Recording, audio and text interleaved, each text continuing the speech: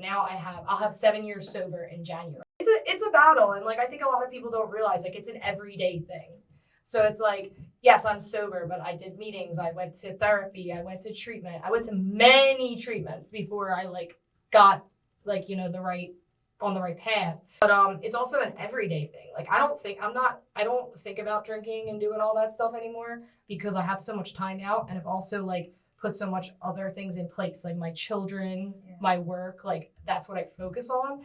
But I also did EMDR therapy, so it's kind of like the red light therapy, but it's they do it with the lights, and they kind of like they'll tap on you.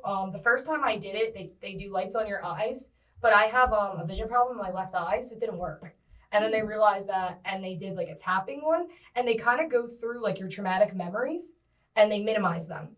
So like they'll start with it, and you don't even realize what's happening. They'll ask you like on a scale from 1 to 10, like how bad does this affect you? And they go through it with you, and it actually gets worse before it gets better. So like when you're doing that, like everything comes out, kind of like the next month or so. But then I don't know how to explain it, but by the end you're like, it doesn't bother me.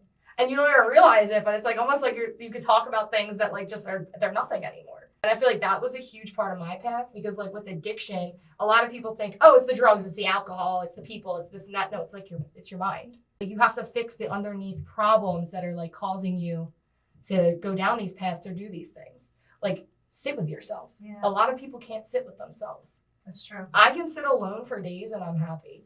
I'm like good with myself. Yes, I have multiple people talking to me sometimes in my brain, but it's like, you know, like I'm cool. Like I don't have to constantly be go, or in with the crowd or on to the next thing. And I think that's something that a lot of people can benefit from, whether you're sober or not. I know that a lot of people have either themselves or family members that have dealt with addiction. Yes. What do you think was your pivotal point of where you just said, like, you know what, I can't keep doing this. I need help? Honestly, the last time I went through treatment, I was a train wreck. I was a mess. I didn't care. I didn't want to live.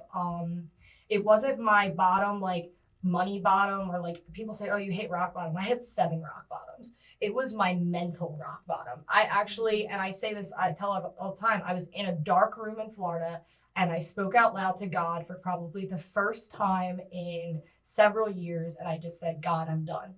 Mm. And I wanted to die. And that's what I meant.